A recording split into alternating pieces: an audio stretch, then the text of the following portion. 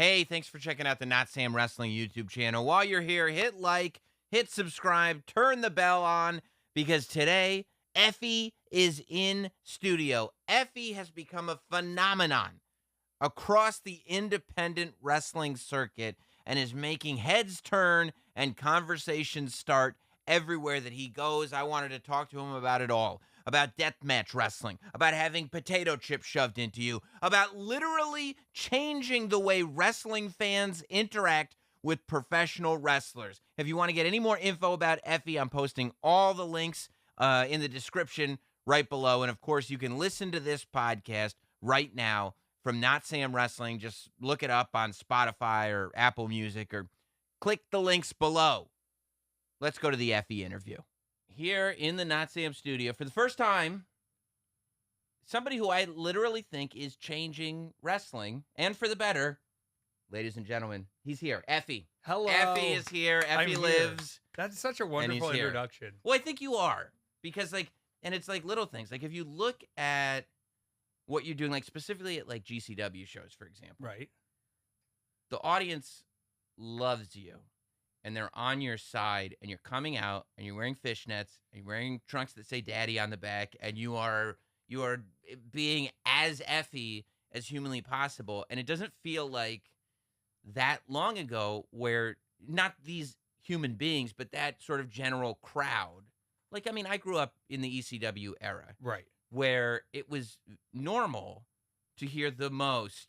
I've heard a few Bully Ray promos from his ECW days. I know how it is. And it's what it was. Yeah. And now that's complete. And it's like a character like yours would only exist for the heat. Right. Right? And historically has only existed for the heat. Right. And I'm of the belief that I think it stems a little bit from wrestling fans. Wrestling fans are sort of used to being surprised by things they don't think will work for them. Like, right. We are presented a lot of information as wrestling fans. So when I come out and they go, okay, well, here comes the little gay gimmick, and here he's going to do the little gay thing. He's going to kiss somebody so we can boo him. He's going to give him a kiss. Yeah. He's going to do it, which I still do, but it's of my own preference to do so. I'm not being asked to do it for heat. But since there's so much acceptance on that level, I'm not saying you have to go out and earn it. Well, you kind of do have to go out and earn it. But when you're in front of them and you kind of put the work in and earn it in front of them, and they go, okay, well, we had expectations of what this was going to be. And then they see that you can actually wrestle, or you can tell a story, or you are more than what they expected. They seem to get more excited about it. So I'll name drop here. Yeah. A long time ago, Kevin Kelly was working with an independent company. And he said, you never post anything of your wrestling. I said, I know. He said, why? I said, because everybody else posts things of their wrestling. If I can garner a strong opinion of the Effie character before you see me wrestle, I win. Right. Because I know I can back it up. And if you're going to come in and go, well, I heard he did this. I heard he beat up a kid. I heard somebody ate whipped cream out of his butt. You know, if you come in with that strong opinion, and then I can pull you in with an actual match and you're paying attention to me, yeah, you'll be like, oh, he can actually do it. And maybe this tongue-in-cheek thing, and maybe he knew what he was doing, leading us on with this weird kind of seemingly scandalous stuff, when he actually gets in the ring and he's busting it out. And so, like, with that, I've seen it happen not just at GCW, though. I started in the South. I started in these really homophobic areas. Right. And I came in as a heel, and I knew I would, but it flipped really fast. Like, I'd go into a promotion. They'd be like, you're the heel. Go out there. And I'm kind of a loose enough person, and I adapt to the audience, and I adapt to the room instead of going, this is my match, this is what I'm going to have, that I get in front of these people, and there's something a little infectious about it. Yeah. And even though they vote a different way than me, even though they don't think I should have rights, they find themselves cheering. And then you find the best moment of all, which is when like a homophobic dad comes up to you and has to give you $10 for a piece of your merch because it's the only thing his kid wants. And you're like, damn, if I'm this hot in South Georgia right now, you know, and I'm this hot with GCW going more nationally now, if we could have done this 4 years ago, the orange dude would have never won. We could have really shifted people's opinions. But we're a little too late on that. So now we've got to fight even more aggressively to say, hey, we're going to get the mainstream wrestling fans in. We're going to get them comfortable. And then we're going to tell them why we're mad. And if you can get them comfortable before you tell them they're mad, they're all about it. Right. And it's also that way they're not on the defensive, right? They're already on your side. So it's not like you're saying, hey, we're mad at you because of what you're doing. It's like, this is just why we're mad. And since they're on your side, it's like, oh, we can be mad with you instead of being defensive Yes. and going like, well, you're good. Why are you complaining so much? We treat you fine. Right? Because it could be better. Right. It could be better. Right. Yeah. Yeah. So the strategy is to win people over. It's not about convincing them like, I'd like to introduce you to this character. This is what I do, and this is why I want you to like it. It's just, here's the character. There's enough there to pique your interest. Whether you like it or don't like it, it's like you're going to be curious about it. Right. Once you go check it out, that's where it becomes undeniable. Right. And that's where I've got you. Right. Yes. Yes. Exactly. Thank you for taking that into a smaller segment for me. That's good. I needed the explanation before I could make it concise. But this can't be like, that's not your mission when you start professional wrestling, or is it? Okay, so I've spoken a little bit about this. I have to be honest because then you'll understand my intention better, because I don't think anyone is in wrestling the same reason I am. Okay. I used to be a bit of a party boy. Okay. Bit of a heavy party boy, to the point where I was partying alone a lot, and it's not healthy for you. And I hit a point where I had taken some experimental hallucinatory drugs. Yeah. I had tripped out for 5 days. I went to inpatient rehab. Like straight, like you're like 5 days in a row. Like it was memorable. It's still in my head. To the point where like my family had to be called in. I'm like 23 at this point. I guess I just turned 23. And I'd always been a wrestling fan, but I came out of this and I wasn't drinking anymore, and I'd given up everything, and I'm not smoking, and I'm not taking pills. I'm not doing drugs. I have nothing to do, and I have no money. And during this time, this is going to sound so weird, Sam. Mm-hmm. I had a really intense moment where I was looking at news and media and wrestling, especially, that I'd been a fan of, and saying, green screen technology is pretty good. Movie technology is pretty good. Why would I trot John Cena out in Cincinnati and Sacramento and Seattle and Atlanta when the backdrop is about the same and the people aren't there? But then it goes deeper and you start getting crazy and you go, well, hold on. There's only one way to figure this out. Mm-hmm. I'm only going to know if any of this is real if I go poke all of it and see if the bubble pops. And so as I have entered it, I have just made it my mission to go, well, maybe this is the level where it becomes fake. Maybe this is the level where it becomes fake, where there's this elite level of like, you can go do your indie shows and have fun, kids. There's 100 people here. But if it's on this level, we're not making John Cena bump every night. We've got a green screen suit and a guy doing mocap. It sounds crazy. I know it sounds crazy. Yeah. I was on drugs, Sam. Right. But I came out of it and I said, I'm only going to figure this out if I go do it. So my first goal was, well, is, feeling the pain of wrestling even real? Yeah, I found out at training it is. And then, is working a show even real? Well, it is. And as I've continued to go and push, and now I'm at, Sam Roberts' studio here that I used to listen to in my car to hear about wrestling breaking news, clearly I may have proven myself wrong. I had a hypothesis that nothing was real, and I'm learning through my career that everything is real. So, because a lot of people trip like that, and they start, developing the simulation theories. Like Right. Maybe we're living through a simulation, which I don't know. Maybe you still have that theory, but instead of going full global simulation theory, you decided that pro wrestling was very likely a simulation. I did. Okay. And the global simulation theory is definitely there, but Right. it's like, instead of going like, oh, it's all a simulation, it doesn't matter. It's like, well, no, like the only way you learn is to put boots to the ground. If you think this is fake, go find out. Mm-hmm. And so I had to go, touch the bubble. And now that I'm in the middle of it, it's very real. Okay. All right. Well, good. I'm glad I found out that I don't have to do it. Yeah, it's real. Because I talk about this stuff. I meet wrestlers all the time, but I've never. See, you're a good person to talk to. I'd be like, hold on, you're telling me Roman Reigns is a real person? You'd be like, yeah, I've seen him. Mm-hmm, mm-hmm. So pretty crazy, but we're confirming a lot of things. Yeah, Roman Reigns is indeed a human being that exists. Tribal chief, man. I've seen him, and he is. He's the head of the table for sure. Okay, so once you start wrestling and you go like, okay, I have confirmed pro wrestling is not a simulation. At least at this level, it's real. So are you saying that the motivation at a point where it's like, okay, I got in the door. I know that the very introductory levels of wrestling are not a simulation. Yeah. What motivates you to continue is I have to keep finding out if these other levels are not a simulation as well? Exactly. I see. I kept believing that there would be a glass ceiling of like, you can achieve so much and get here, but like, if you're a top 40 radio star, you're a made up person. Like, I went through a long period where Ellie Goulding, I don't think Ellie Goulding is real, and that's a whole different thing, but I'm not going to find out unless I go meet Ellie Goulding. And so in wrestling, I kept making these smaller goals that are built on the same goal of like, is this whole thing a sham? Is this whole thing make believe? And so as these little goals get beat, Yeah. and you're going, I just opened this door and I opened this door, and now I'm having a match with Gangrel. Some of this stuff is real. I keep adding little things to go, let me keep testing it.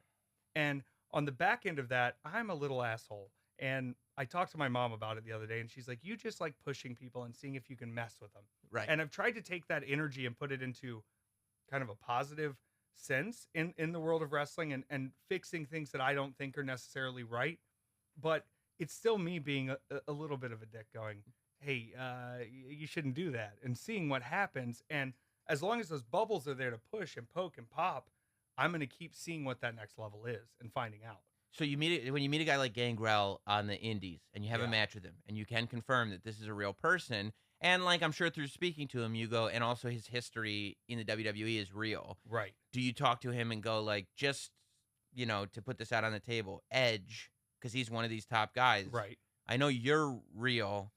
I need to know if you can let me know or not if Edge is a real person, or is that like is that CGI? I mean, I don't know. His neck was pretty bad. Either the doctors are miracle workers and we need to be thanking them graciously, or like, I don't know, he still could be a hologram. He could be. And I really need to start using this methodology to get more matches, because I can just be like, you're not real.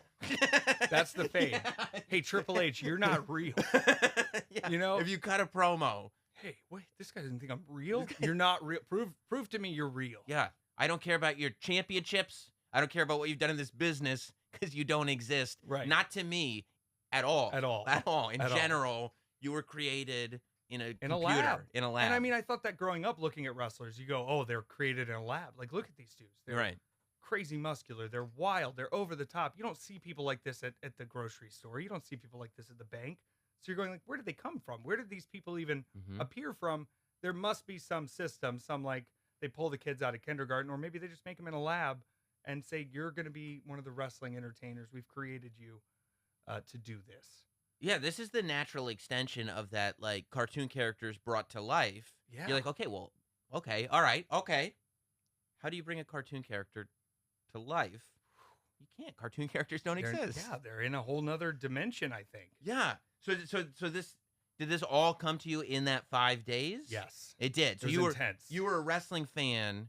Big wrestling fan. But I never thought, you never think like, oh, you get into wrestling. You just go, there's people who are wrestlers. They're here to entertain us. Yeah. Come enjoy the show. That's it. Right. There's no level for you to get. There's no back door for you to come sneak in. Right. There's no application process. Yeah, and I was mad at myself for thinking that. So I was like, well, I got to go do this. Right. So I called a guy that gave me an 8x10. I got to tell you this. Yeah, please do. I had been going to the NXT shows when they were bad, like when they were at like middle schools in the middle of Florida. Yeah, some of them still are. And I'd met this guy outside the show. I couldn't start my car. He said, can I start your car? I said, yeah. He starts my car for me, signs an 8x10. He's an indie wrestler. His name's White Trash Fred. He says, call me if you ever want to be a wrestler. You're big. Was he wrestling on the show? No. He was just hanging out. There's just a guy hanging out from the area. I found him on Facebook, and he trained me for a year. White Trash Fred did? White Trash Fred. Okay. In a field in Florida, 100 and something degrees outside. Now, when White Trash Fred, who found you in a parking lot at a wrestling show that he wasn't working on, trained you for a year in a field. Yeah.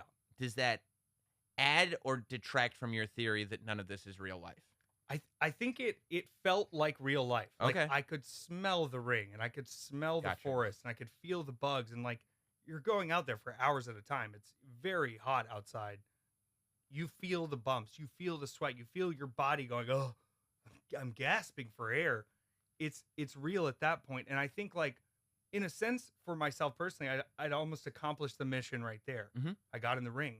I saw how to do it. I put together a match. That's incredible. But then you get those little tastes of like, wait a second, there's another level and another level. You don't want to stop. You get very addicted to that of like, what is the next thing? What is the next spot? What is holding us back? Why are we cool with, this indie show? We only draw 200 people. Well, why? There's a lot more people in your town. And when I started looking at the bigger picture of wrestling in that sense of like, why aren't we doing the next thing? Why aren't we going to the next level? There doesn't seem to be a restriction holding us back. That's where my frustration got like really big. I gotcha. So at what point was it? When did you start wrapping your head around like, okay, now that I figured out this is real, And, also I would imagine that as you're spending more time in sobriety and Right. getting all that out of your system, that the sort of psychedelics the effects start to be a little bit more Yeah, it takes a minimized. little back seat. Yeah, You're more like in the day to day of life. right. I think when you start getting to these shows and the human level of some of these people who are performers or who are in management or who are running these shows is starting to show itself, what you find is like that's frustrating enough when you see people doing the wrong thing and not leading people in the right direction or not treating people fairly.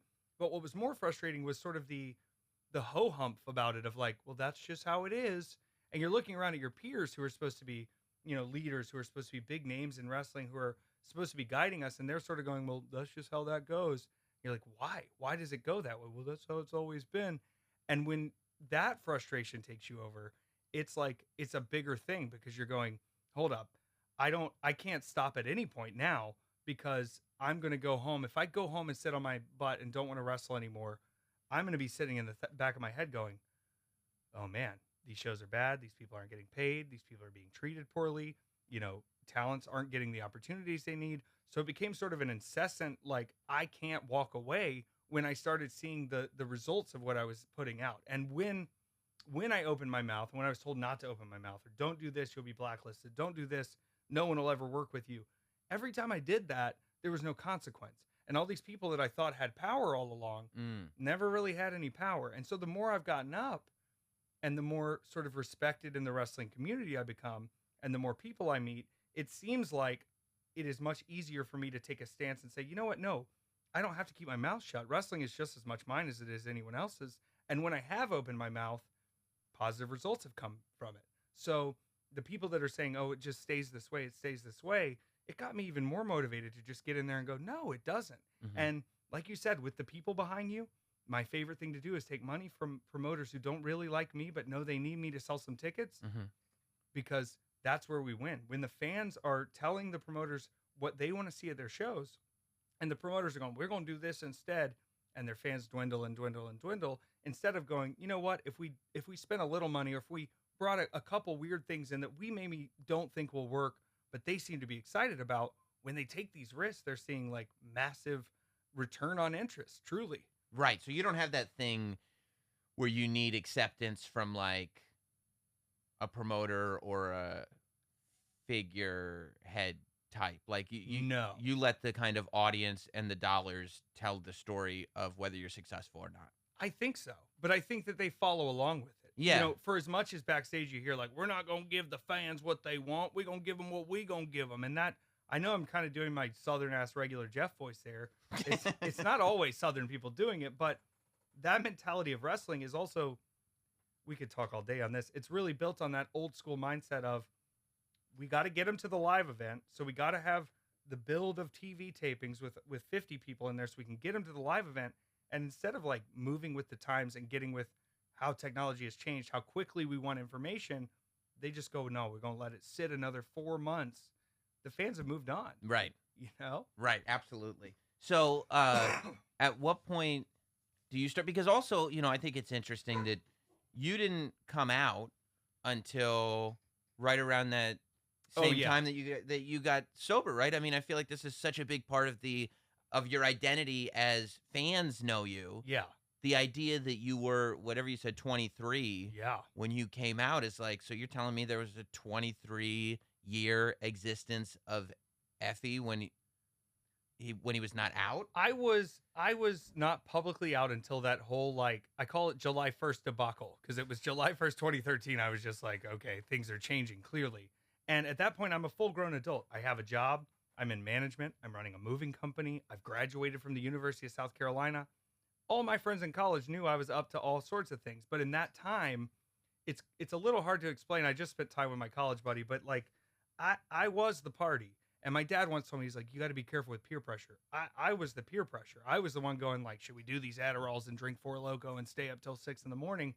And in that same regard, it was that party aspect of like, yeah, maybe he's with a girl, maybe he's with a guy, maybe he's with this, maybe he's around, Right. of just sort of creating that hurricane of like, there's such a chaos to him anyway that like, of course, whatever. Instead of just going like, hey, I feel this way, it was easier for me to sort of dance in this big cloud of party Mhm. than just be honest about what I was doing. Right. And so when I'm 23, you're kind of like, you're broken down by the drugs. Your parents are there. You think you're an adult, and you're just like, let's just cut it and be clean.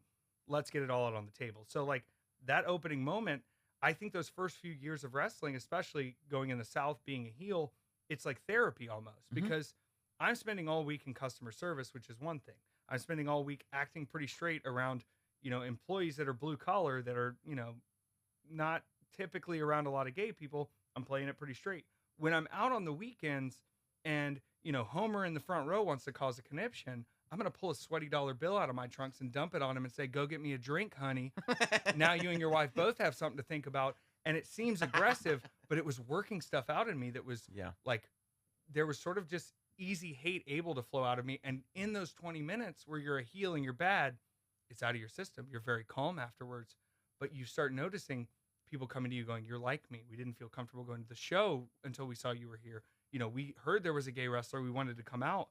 And when you're faced with that sort of like, hey, you're helping a lot of people, you don't have to be so angry, you sort of shift what you're doing. And it didn't shift my character as much. I mean, I'm still kind of that cocky little asshole who's going to get into trouble anyway. But when I am with fans and when I'm hearing from people, being that sort of person who isn't pushing you away and saying, "Oh, I'm a character, I'm this," and saying, "No, I'm like you. We're like each other. I'm glad you came to wrestling. You're allowed to like wrestling." Mhm. That's a big transition. And it's good I worked through that stuff, but it takes working through that stuff to realize like where your real role is.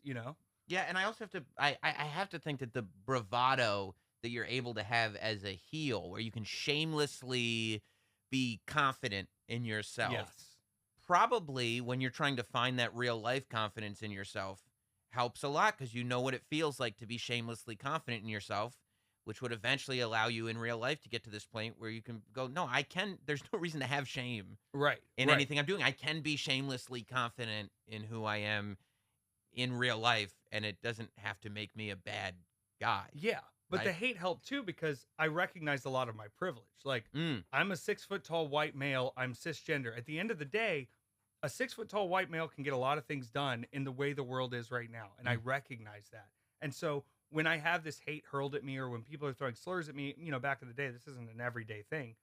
And you're noticing that there are people who don't have the same privileges as you coming saying like, "Thank you for fighting back on that. And thank you for not just putting up with that." It's like, okay, yeah, I'm a regular white dude, but I have now a responsibility with what I have been given with my physical body to make sure I am doing the right thing by these people. And there are people who can't stand up and yell, at somebody who's calling them bad names, but I can. And most of the time, you're not going to step to me in public. And I know that. So it's, if I can be the aggressor when things are aggressive for someone who doesn't want to be aggressive, perfect. I'm happy to do it and take the bullets. And is that where, like, the pink leather jacket starts to come in and the fishnets come in and where it's like, "Okay, we're gonna go as far and farther than you think we're gonna go with this because I can." Because I can, Yeah. yes. And because it, for me, somebody told me I was fashionable the other day. They say, "You're very fashionable." I said, "I'm not fashionable." I said, "I'm Ronald McDonald." Every time you Right. see Effie, you're going to get Effie in fishnets and black boots and trunks, and they're going to say Daddy or Effie, and you're going to see a jacket that is gay colored and aggressive. And can anybody else dress up like that? Yeah, of course. But when you can immediately identify, like, okay, here's the pantyhose boy in a spiked pink jacket, it's gay, it's aggressive. And then from there, when the jacket's off and the match starts, you're wondering a lot of where this is going to go. And I try to take it to both of those places. I want to have that gay energy. And then I want to be awoken in that match to realize, like, oh crap, I'm in a fight. And when that aggressive side comes back out and that part wakes up, you get a whole new dimension to what you expected from me. And it's also really interesting because I think it starts to normalize some of this too, like when you can get yourself to a place in the match where we forget you're wearing fishnets. Right. And when we're not even thinking about the fact that it says daddy on the back of your tights anymore, now this whole subculture that maybe some people look at as like, I don't know what all that is. Like that becomes normalized. And you're like, oh yeah, like I didn't even think of this when I saw Effie mid match. And now I see it on this And now I'm- person. And I don't think of like, that's not the thing that I associate. I look at this person as a human being who happens to be wearing what I Yeah. saw Effie wearing, right? I think it's an invitation too, because we're for as much of a sex focused society as we are still very, as a culture, averse to discussing anything sexual because, it's not good for the kids. It's not good for this, not good for that. But like, we all were birthed of, unless you're a wrestler who's made in a test tube, we are all birthed of sex. So it is a common constant. And when people come to me and they say, I would never say this to anybody else, but you look pretty good in them fishnets. I'm glad people are able to get that little thing out of their system. I can be their little secret zone. Mm-hmm. I remember like the first few years, people were like, do you deal with a lot of homophobia backstage? I was like, I deal with a lot of guys flirting with me that I wouldn't expect. But it seems like opening that door a little bit and being as vibrant and out as I am, they feel a little more comfortable being in that glow versus like, I have to have my own glow and be out and be proud.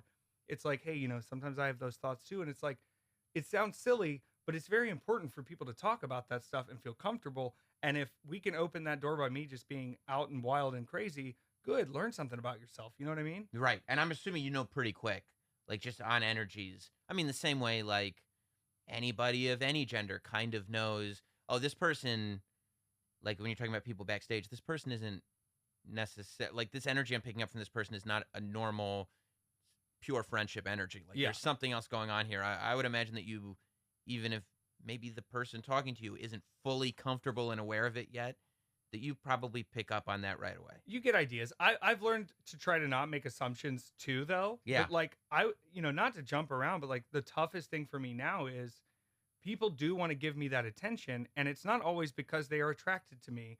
And sometimes with where we are at in me booking shows and me being a bigger part of GCW, I want to make sure people know like this is still my job. When I'm doing things out here and I'm doing things in the ring and it's ridiculous, everything is discussed amongst the performers. Nobody's doing anything they don't want to do.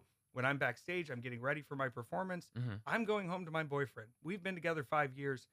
I don't want people thinking, oh, well, if I flirt with him, if I get around him, if I pretend to be gay, if I tell him I'm this, oh, I'll get more opportunities. And it sounds so backwards now, but like we were going to do the Bi-Curious Battle Royal. And the whole riff of this thing at the first Effie's Big Gay Brunch was all these guys who are basically straight are going to be in this Battle Royal. We're going to have it interrupted by gay people and say, forever y'all told us to act straight. And now y'all want to be on our show so bad because we got a little bit of clout. And now we're going to beat you up with chairs. Mm-hmm. And it's a stupid little angle, but it's sort of the mindset of like, you have to be careful now of honoring everyone who's coming out and making sure you honor, their commitment to themselves to come out and be good, and being careful that we're booking the right kinds of shows. Mm-hmm. Everybody's going to come to me to be on the gay shows. Everybody's going to come to me, to be a part of that, whether they're going to try to flirt or whether they're going to try to talk their way in or whether they're going to send me a really long therapeutic email that somebody else should probably read about. They're coming out to me now and want to be a part of it. It's a delicate balance to make sure we're providing a really good show for the fans and also providing really good representation, but also doing it the proper way, because wrestling has not always been done in the most proper ways. Mm-hmm. Half the time you're sitting around going like, well, why is he booked there? Why are they booked there? It's probably for reasons you don't want to hear about or you don't want to know about. And that's not in all cases, but with a delicate subject that we're in now, with the world being a little gayer, each and every day, we want to make sure we're doing things the right way when we're trying to promote this representation. Right. And that you play a sexualized character, but that's not to say that we're here to sexualize the entire gay lifestyle. And also, right, that like this isn't you emphasizing that you're running a business here, that right. Effie is a business. This isn't you getting your kicks off in the wrestling ring, right? No, I'm so boring. Sorry to tell people, I'm very, very boring. But having me be as loud and out and as extremely gay as I can be, I think it opens up doors and affords opportunities for people who are in the same boat as me, are in the same sexuality as me, or are just a member of the LGBTQ community, and they go, I don't want that to be my whole character. I don't want that to be everything about me. I don't want that to be me. You don't have to. If I can go in and be aggressive, I'm not saying you need me 100%, but it's a little easier when I go out there and force a ring announcer to announce my tag team as Bussy. Mm-hmm.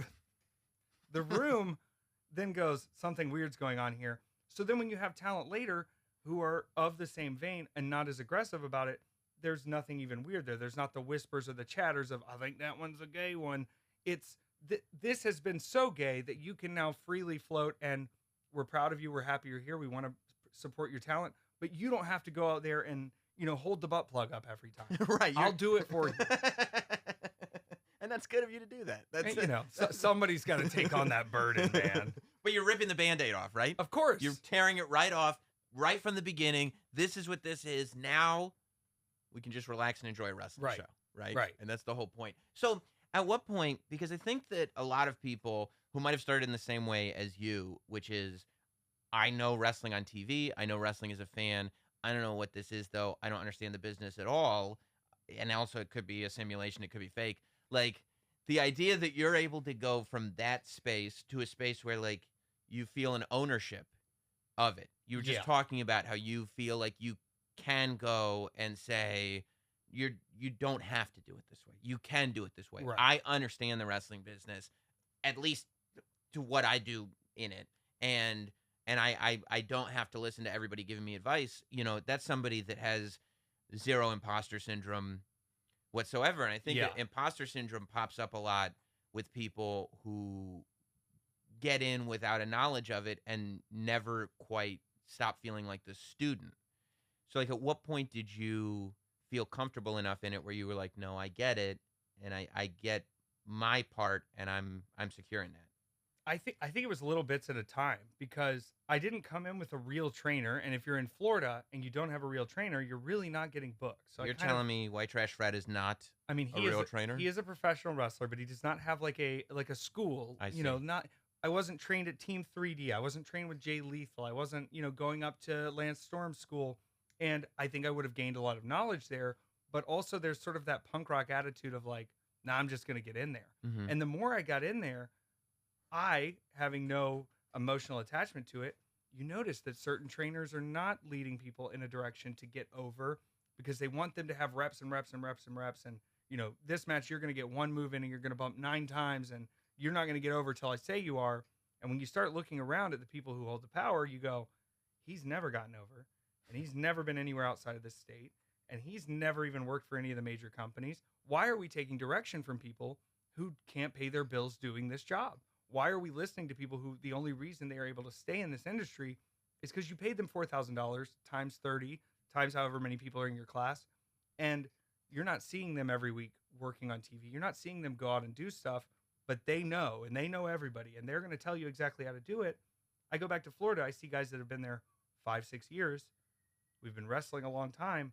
Nothing has changed because they've listened to this leadership in this direction, and I can shout it from the rooftops, and I've even started doing some seminars, which to me sounds crazy. But what I tell them is, I don't want to teach you to be me.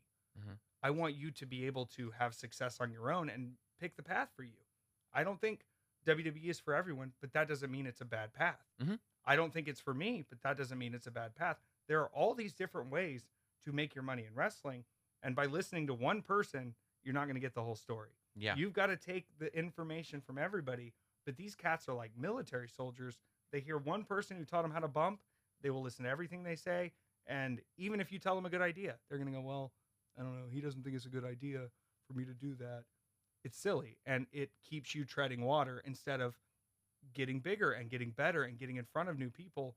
Did I have to scheme it in a little bit at first? Yeah. But once I got the opportunities and was able to go out there, it's like word spreads a little bit, Yeah. When you can do the job, word spreads. And I've heard you talk about your tax returns, and like that's what you say. Just look at my tax returns, and that's the proof is in the pudding there. Yeah. And I do feel like an Effie seminar sounds to me like it's one of those things where it's partly, you go to college and you learn about physics and you learn about math and you learn about all this stuff, but you don't learn how to balance a checkbook. And it's like there's this whole other side of business where it's like, I feel like there's a space for an Effie finishing school, right? Where it's like, your headlocks, your wrist locks, you know how to run the ropes.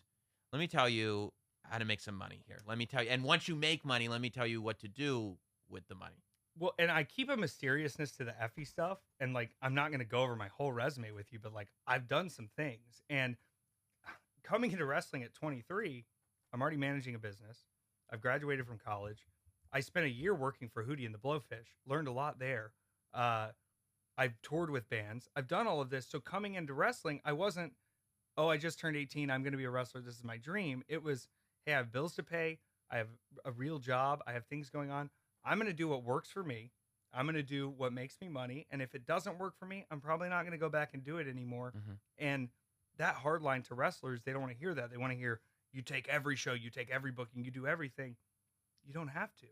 And by being a little careful and being an adult, I found greater success faster. And so when I bring this to people, I go, look, I look at this only as a business. I know it's a dream, but don't ever let your dream be a percentage of your money, because that happens all the time. Oh, you better just do it. You'll lose a lot, but you got to have the opportunity. You better fly yourself there and show face and show them you really mean it. Am I going to miss out on opportunities by not doing that? Yeah, sometimes. Sometimes you got to eat it and go take an opportunity. But I've also set myself up to where, like, I'm not worried about where my next meal is coming from. I'm not worried about where my next month is coming from. I'm making car payments. I'm paying for my rent. My boyfriend quit his job in December. It was crazy. Well, he got a new job, but there's this period where for 3 months, Effie's paying the bills. Yeah. Everything. Because I'm able to say, yo, quit your job and find a better job. This job sucks. And he found a way better job. And I never thought that was possible in wrestling outside of taking a TV contract. And the way I do it, I explain it to people. I go, look, there's not one line of revenue. You got to have 100 little chunks that you're getting into. But when you can figure out what your chunks are and why people are coming to you, you can make more sense of that and actually, put a little away. Did you watch Wrestling with Hootie? Dude, we never got to watch wrestling together. He's such a wrestling fan. Yeah. During that time, like, Darius was starting his solo stuff. But I think he taught me a little bit of just like, you're allowed to make demands. And I know it's Darius Rucker, it's Hootie. They can make demands, but he's on the phone with NASCAR. I'm watching the manager on the phone with NASCAR, and he's on the phone with Darius. There's NASCAR's going, you got to do this. Darius doesn't want to. You got to wear this shirt. Darius doesn't want to. You got to be here then. Darius doesn't want to. Okay. That's what they said. Okay. And so when I see a lot of my friends taking the first piece of paper in front of them, and it's not from the Fed, it could be from anywhere. The first piece of paper in front of them, boom, they're going to sign it. They're going to get the deal. Then they're stuck for 3 years somewhere, or it's a bad deal, or now they own all of your likeness. Having that careful edge and having that ability to go, what's the worst thing that happens if I say no? They're going to come back. Do they really want me? Do they really want me to be a part of this? Saying no is phenomenal. And I don't think I would have known that as an 18-year-old coming in versus, hey, I'm 23. Yeah, no, I think that's right. Now, also, but when you talk about, big corporate wrestling entities, and you say, you don't think WWE is for you, do you also, like, kind of in the back of your head know that, like, wrestling is constantly changing? Oh, yeah. And that's not just on the independent scene. It's kind of changing on the independent scene first. But maybe today WWE wouldn't work for you, or today AEW wouldn't work for you. But that's not to say a year from now things won't be completely different, right? Or wrong. It could be completely different, but I'm also in a really weird position where I said this to somebody the other day. I said, if my boot touches the soil, I've tainted the goal, which is, how do you exist outside of what we have been told is necessary for so long? Not to dog on any product anywhere or anything. Is there a way to exist as a mainstream cultural figure from the world of wrestling without ever having cable television put a spotlight on you? I think it's possible. And I won't find out the end of that experiment if I take the other way. I mean, this goes back to literally how you started your career. I know. This is why my career is going to be harder than everyone's, because I can't give up on myself in these stupid ideas I have. So, like to an extent, even if, let's say, they were like, okay, we're doing, like, some crazy stuff over in NXT, I think there was a period of time where people were like, WWE is WWE, and then NXT started bringing in Finn Balor and Kevin Owens and, like, all these guys, and it's like, oh, this is a different thing now.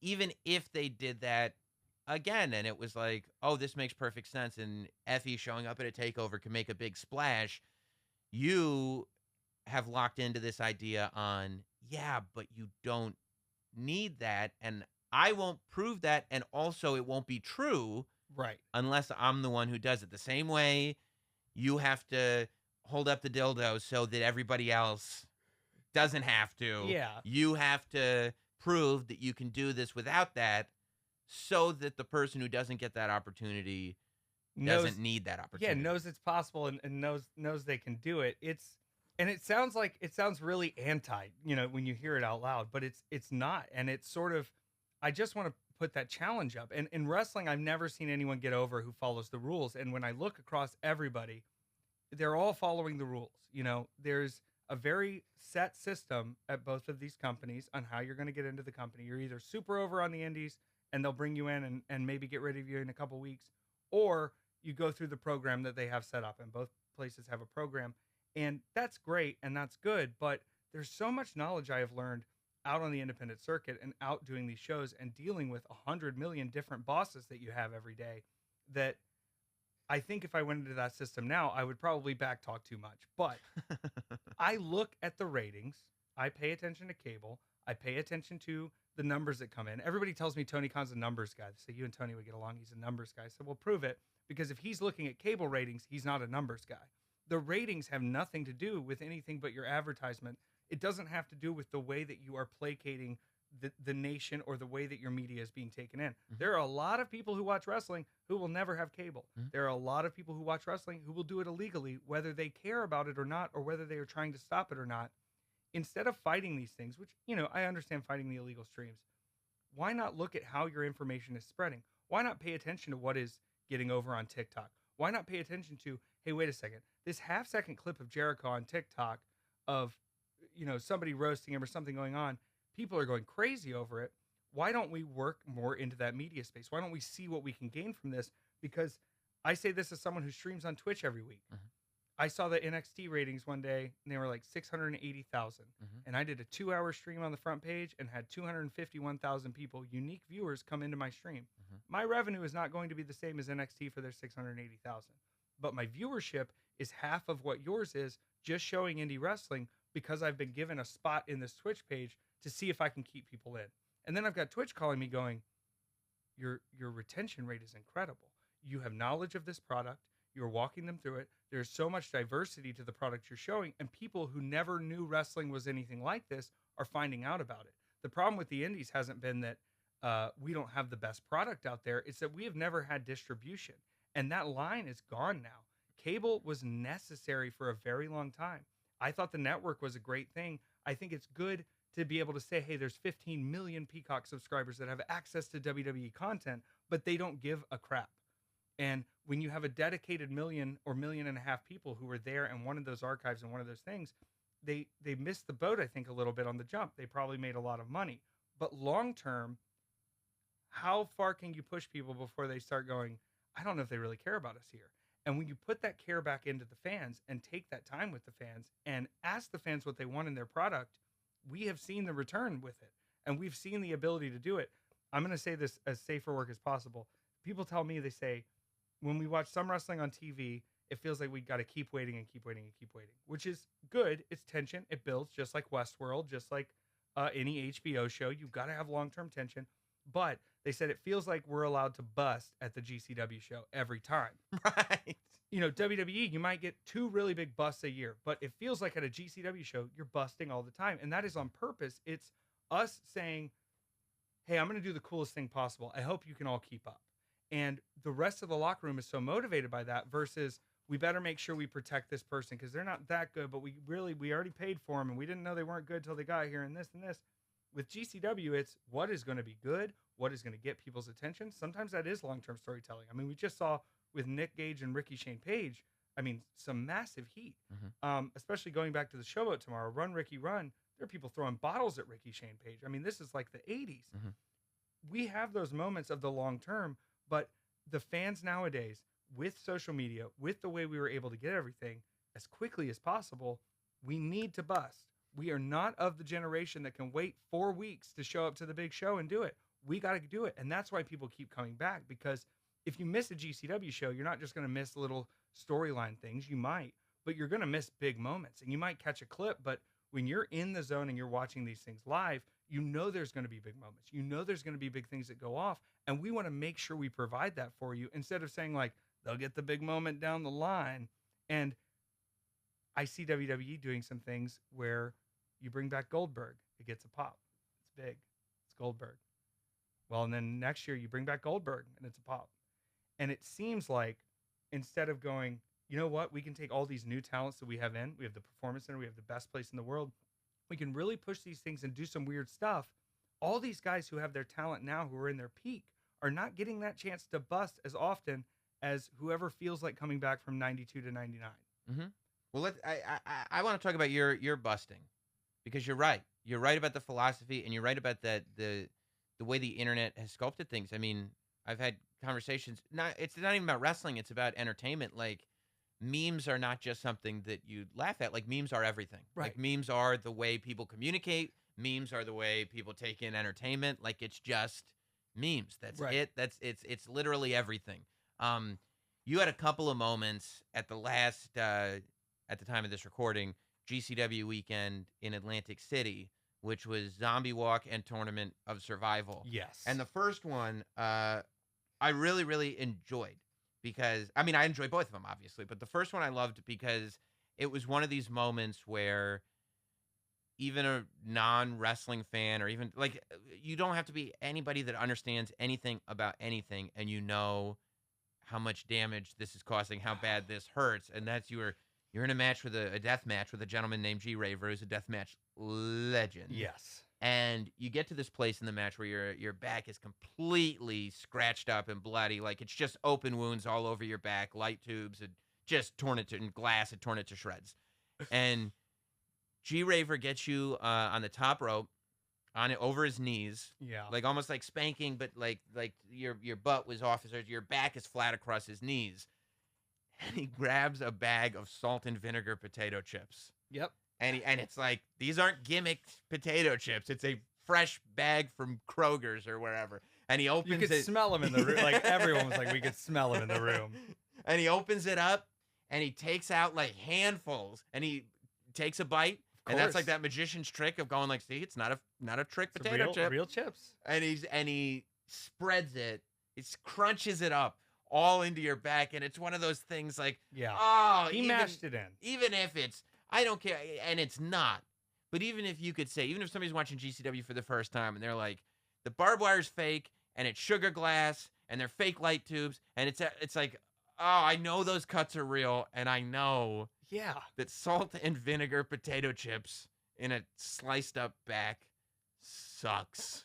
It does. But see, you saying that, we did what we wanted to do. Yeah. Because for me, I see a lot of deathmatch, obviously, and there can be a tendency to go, well, it's a better deathmatch if you break more things.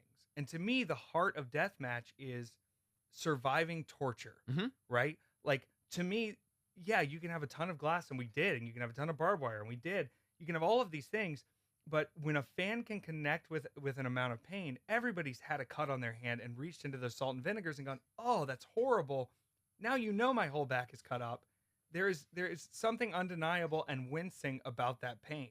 It's the same reason as, like, you'll see in that same match, and this is a whole different thing, but we did a spot where I pull him up for a power bomb, and he gives me the Meteora, and I made sure that my head was going to clip that chair. I didn't want to go through that chair. I wanted to clip that chair, because when you visually see my head clip and bounce off the chair, it sounds very dangerous. It was fine. It is so much more devastating than, oh, well, of course the chair crunched under him. You know, when that chair is just bent and you see me whack off it, it is a little more damaging than just, oh, he hit a chair. You can kind of feel that better. And even with the whole setup of the match, I come out in this white jumpsuit. He's putting tubes in my back. The blood is there, but it's seeping through the fabric. Right. So it takes you a moment to recognize, oh, these are really cutting him through. And then by the time that is off, my wounds are revealed. Now he's running salt and vinegar into my wounds. It's even worse. And building those levels of torment, that's what deathmatch is to me. You know, we can go all the way. We can go as crazy as possible. But those moments where people are like, I legitimately am grossed out. This is horrible pain. I can tell. Versus like big explosions. Those are exciting. But when you're thinking about it later and you're going, that man had a whole bag of chips dumped into his wounds, it sticks with you. And like, there's magic to that. And you're right about the wincing thing, because like, as a fan, I would assume getting thrown into barbed wire sucks. It's not fun. I would assume getting thrown through glass sucks. I would assume a light tube sucks, but none of these things have ever happened to me. I would hope not. None of them. It doesn't happen in day-to-day life. Yeah. But the idea that at some point you thought your cut was healed, but it hasn't fully scabbed over, and you took a handful of chips, you know what that feels. Now I can magnify this pain across my entire back, and the empathy is there. And it stays in there. Those little chip pieces stay in there. It was there. It was Yeah, I mean, what was that deathmatch shower like? Trying uh to get the chips and the salt out. I mean, it's not the horrible. chip, right? It's the Yeah. salt and the vinegar and I think parts of the chip like scabbed over into me. Like Ah. I think I am partially potato chips. salt and vinegar chips. I Yeah. know I have a piece of glass in my elbow still, but that was from Pero. So there's stuff in me that will reflect this Mhm. forever, and hopefully I become a salt and vinegar chip. Do you like that? Like in hindsight, is it like a tattoo almost, where it's like I kind of like this little piece of glass is in me because it reminds me of this, or is it like no, I don't want to take things this far? I'm trying to get this piece of glass out of me, Sam. I can't do it. I like the little scarring. My boyfriend does not. But with that death match too, with that pain, there is a whole nother level of adrenaline that comes out when you can feel your own blood on you. Mhm. That like, if I'm in a regular match, I'm going like, all right, here's my moments where I'm going to take my breath and where I'm good. If I'm in a death match, I don't even have to think about that, because the moment you feel your own blood on you and you feel that pain, your body overcompensates and you start getting crazy, which is, I mean, why you see some of the craziest stuff happen in these death matches. There's such an adrenaline push that even something like those chips, the magnitude of pain that I'm feeling, pushing through that and screaming through that and then getting ready for whatever else we had to do, it's like you don't even worry about it then. But like the days after, when you're walking like a 70-year-old and wincing at everything, you know it's real then. But in those moments, you're like, this is crazy. Yeah. So one night removed from that was Zombie Walk. Yeah. And that was, I mean, it was just so great. And I think part of the reason it was so great was because the fan reaction on this spot was like so much fun. They were like, he's not gonna. Mouth to mouth kiss Yep. with Manser, right? With Mance Warner. Mance right? Warner, Right. baby. And then the staple gun comes out. And it's like, he's not gonna, because we've seen the staple gun so much. Oh, yeah. But never in this fashion. I don't think I've ever seen it in this No. fashion. I've watched a lot of wrestling too. And you staple gun yours and Mance's lips together. Yeah. And I was just shooting them off. I mean, there was a lot of staples in there because I wanted to make sure we were really good and attached. I'm going into the tongue and the lips and everything. Which, by the way, normal wrestling logic is there's not even any staples in the gun at all. Right. It's just you're hearing the clicking Yeah. sound. But no, so you were going staple after staple. Staple after staple. Oh. And with Mance doesn't care about staples. The SGC guys are just crazy, it's AJ Gray and myself and Manders and Matthew Justice. And occasionally Eddie Kingston. Eddie's busy, but on the indie run, it's us guys. And when I look at Manser, I go, what if we stapled our tongues together during the kiss? He was like, oh, hell yeah, that sounds like a great idea. And someone online immediately was like, I don't understand the psychology of this. Uh-huh. And I said, how could you not? Manser's one of my best friends. I fight him, but if we're kissing, I want to kiss him forever. And if I staple our tongues together, this kiss will last a lifetime. Try me with the psychology. My psychology is going to check out. Maybe not for you, but for me, the psychology checks out perfectly. And like you said, I mean, like the meme clip of that goes up. Yeah. It was very painful though, and I wasn't very good at aiming. Yeah. So two of the staples, this is hard to describe. You know, the shape of a staple is kind of like a C, like an arch. Mhm. They went in the side of both of our tongues, two separate staples, and they went all the way in curved. And so you see us both go to separate corners after our tongues are removed because this staple has gone so deeply into our tongue, we have to pull it all the way out like a piercing. Gosh. And we both had the same thing. And I remember Ref Chris came up to me, he goes, are you good to go for the finish? I said, give me 8 seconds to get this out of my mouth.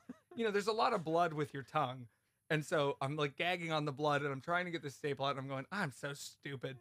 And I've got to feed up and it's a moment and no one's done it before. And we're one of the first and people remember that. They remember it. Yeah, absolutely. I also just love, like, it's like, well, no, I wasn't trying to damage my opponent. I wanted to kiss him for the rest of my life. It's a damn good kisser, that man, sir. How else are you going to be able to do that? I got this. I just remembered. Yeah. I have a staple gun. We can attach it. It's gonna work.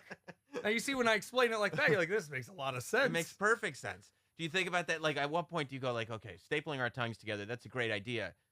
Let me figure out the psychology behind this. Oh yeah, obviously, to kiss Obviously. forever. Yeah, he's my boy. Let's go. Let's do it. Yeah. Why else would we be best friends?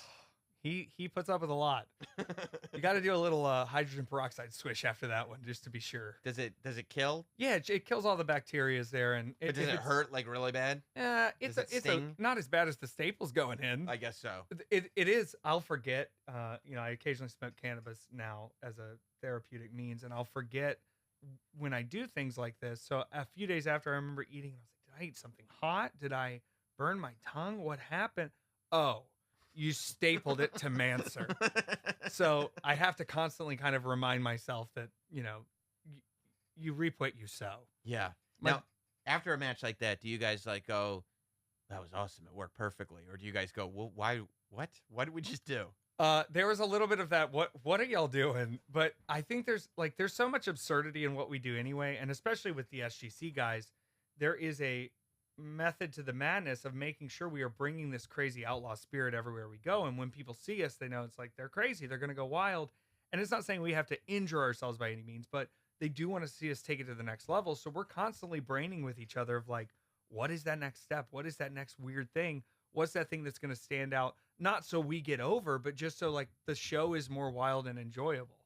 So did you guys get together just because you kind of met traveling the indies and realized you had similar psychologies to the business? Yeah, we were the only ones still awake at the end of the night, and we said we probably should keep hanging out together. There's definitely that aspect of like there's business and there's party, and when you have your entire 24-hour day built around 20 minutes, right? Like, Yeah. and you do it every week, and you do it multiple times a weekend. You know when to go into business mode and when to get ready, and when to have your match, and when to be on that time and ready to go. But when it's done, I'm not walking on eggshells backstage. I'm not worried about who I need to talk to. I'm not talking to my producer. We're done. We know what we've done. I'll check in and say, cool, cool. And we live as wrestlers. I mean, when I think back to Harley Race, I'm not thinking about like, I bet Harley went to the hotel room early and watched Dateline alone. Harley was out there with the people. He was at the bar. He's, partying. He's on the road. And part of being a wrestler and what drives you to want to be a wrestler is a little bit of that hecticness and that wildness and that ability to just kind of be out here and be an outlaw. And you can maintain your sobriety I'm the even DD. with the wildness going on. I'm the DD for them. Yeah. I'm the SGC DD. And I'm like, I'm up anyway. And especially after a match, I'm going to be out and about and talking. And I'm a very social person. I love talking with people. So when we're at these shows and together, like, I may not see these people all the time, especially, when the bookings are different or if we're at smaller shows. I'm of the thought that, like, hey, I'm going to have Tuesday to sleep, but I'm not going to get to see my friends for another couple weeks. I better hang out with them while I can. And there's a lot of wrestlers who come in and there's a different environment to it now. And it's awesome. If what drew you to wrestling was just like the between the bell and the match, awesome. That's perfect. But there's so much more to me to being a wrestler in that context where we are superstars and we are out on the town and people do want to take pictures with us and people do want to see us out in public and see what we are like when we're not in the ring. And we want to give that to them to a certain extent. Not that they can come all the way into the life, but like, we're not going to go hiding from you. We're not going to pretend that they're not going to have a couple beers after the show. They're probably going to go to the bar and hang out. It's a part of that culture that's like, this is cool and this is wrestling. And we don't go to 9 to 5 jobs. We don't wake up at 7 a.m. to get to our work anymore. We can afford these times to bond with ourselves, and having that amount of bonding time and having people who are saying, yeah, like I want to hang out too. You create these really strong bonds and connections with your friends. And especially like with GCW going as much as they are now, and we're around each other a lot, there's a comfort level of travel of knowing like, well, this may be weird, but like I know my boys are there, and I know like even if we go to a weird place after, somebody invites us somewhere, like we've got our backup, we've got our team. There's not the worry of like I can't just go walking into some random thing. It's like, let's go see what happens. What are they going to do to us? Right. We've got all of us. Speaking of your friends and the people that you feel close to in wrestling, Allie Catch sat where you sat not all that long ago here in the Notsam studio. Yeah, I had an amazing time with her. How does Bussy form? I feel like Bussy is far more than a tag team partnership. I almost feel like it's a lifestyle, to tell you the truth. Okay, so this is one thing that I think connects Bussy more than anything, and it may not make sense to you. We both played viola in middle and high school.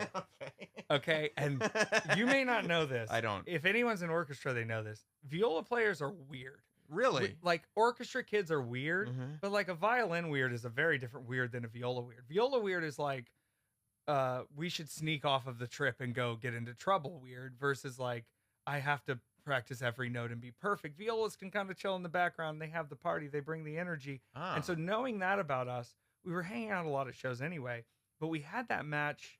It was one of the first shows when COVID began where we were outdoors in Indianapolis, and me and Allie had that match. And Brett goes, "Y'all aren't opponents." I was like, "What do you mean?" He goes, "Y'all are a tag team." And he kind of like saw it, and he kind of, saw our friendship, saw the way we work together. Plus, when you're doing hotels and you don't know where to put a girl and you don't know where to put a gay boy, it's really easy to just stick them together. Right. And so we're rooming together all the time anyway. Uh-huh. And when we first told him, we're like, we're gonna do the tag team, Brett. Like, book us to do the tag team. He was like, "Cool. What do you want to be called?" And we were like, "Well, at that time she was still Allie Cat." I said, "Well, she's a pussy cat, and I'm gay, and a gay pussy is a bussy, which is a butt pussy." And so that's our tag team name. And for the first 3 events, he would not put that as our tag team name. Uh-huh. And other places we were getting booked at started putting it as our tag team name. And I remember being in Atlantic City, and I think it was for Zombie Walk, when MLJ takes the mic and he says, "This is Bussy," and everyone cheered. I was like, if my grandma could see me now in front of 1,000 people in the Showboat Casino in Atlantic City, and they're cheering for my made-up gay terms that we have called our tag team. And there's sort of like still that punk ethos of like, we're going to make you say Bussy. Yeah. And we're going to make you participate in this. And we're a good tag team and you're going to deal with it. And I think recently we got to kind of like extend that story. With Allie becoming Allie Catch, there was this big question of like, well, Effie's not that. Effie's not this serious break your arms wrestler. How do they continue to coexist? And I kind of joked and I was like, we're forever. Like, you can't break us apart. We had this big match where she defeats me. She taps me out. And if you look at our historical matches, I've been pinned in every match that we have lost. And so for her to defeat me and say, "You need to keep it in check. You need to make sure you're following my lead. I'm the dominant of this Bussy now." There is a bigger story to why we are still together and why we work together. We may have differences. She may go in different directions, but our connection is bigger than just, "Oh, well, they used to be a tag team and now she's doing a different gimmick and she's over there." It's like, we're a tag team no matter what. And whether we're tagging together or not, we're still in each other's corners. And that's cool. Like, even at TOS, she came out and took my vape for me. Mm-hmm. It meant the world to have someone walk me out there and be on my team before I go bleed out. It's when your friendships are that strong, it's very easy to remain tag partners with them. And I kind of feel like, too, Allie Catch being Allie Catch now, it can kind of be an X-Pac and Kane vibe. She's Kane. Oh, yeah. You're X-Pac. I you love could that. still. I could still do suckets. Yeah, oh, definitely. Definitely. No, yeah. she is. And she brings that seriousness to it. And especially, the way we've started working together, there is still that wild Effie in there. But like when Allie comes in, like, it's a different room. I remember looking up, we had a tag match in Las Vegas and I jumped out of the ring and I was on the floor and I look up and she's throwing these Terry Funk dusters into this girl's throat and just railing this girl in the face. And I was going, "Oh, she is Allie Catch. That cat is dead." Yeah. She was just throwing him. And then afterwards, of course, Too Cold Scorpio comes up and he goes, "Allie, I saw you throw a forearm earlier in the match." She goes, "Yeah." "And then I saw you throw a punch." She goes, "Yeah." He goes, "Keep punching him. Keep punching him right in the face." It was beautiful. And so the fact that legends are coming and saying like, "Hey, the stuff you're shifting to and the stuff you're doing, you're in the right direction." That confidence for her to go in is great because, not to tell everybody secrets, but she got to a point where people are going, "We don't want a cat. We don't want a cat. Yeah. We don't need a cat." And she goes, "Well, I'm not just a cat. It's a part of my character." And now she's going, "Well, what happens when I'm not a cat?" And it's even more. And there's even more skill getting to be shown because she's not going, "I have to make sure I show them I'm a cat first." She's just Allie. And she's coming out there and doing wrestling. And it's just as entertaining because we have taken that kind of growth with her a little bit. And we've seen her go from, hey, she's a little cat. And we saw her have a dust up with Gage in Texas. And there's a little toughness there. But there seems to be something more ironclad now and something very cement about Allie Catch where there's a threat to her. It's not just, "Oh, well, she might win, she might lose." It's, you might have trouble up against Allie Catch. And I love that energy. It feels like a graduation. It doesn't feel like I'm just going to change a gimmick. It feels like this is an evolution and a graduation to the next level of performer that she is. Well, man, I could talk to you for another hour, I'm sure. But there's so much. We'll have to do this again. For sure.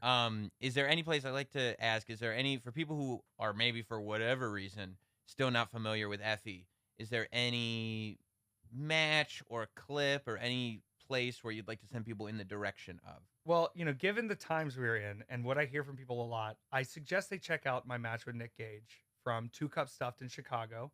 I think it was a real coming out party for me. A lot of people in the room knew me. A lot of people didn't. They all figured it out by the end. And I earned Nick Gage's respect that night. He has told me, far removed from the event, that he was not happy with this match, like getting the match. And he said, everybody's talking about Effie. Everybody's saying Effie's so good. Effie's so over. Brett's coming to me. Oh, Effie's the future. Effie's great. And I said, well, I'm going to find out how great he is. I'm going to bring the ultra violence. And the way he tells it, he came up to me and he said, it was me and Brett and Nick, and we're talking. And he said, we're going to do ultra violence.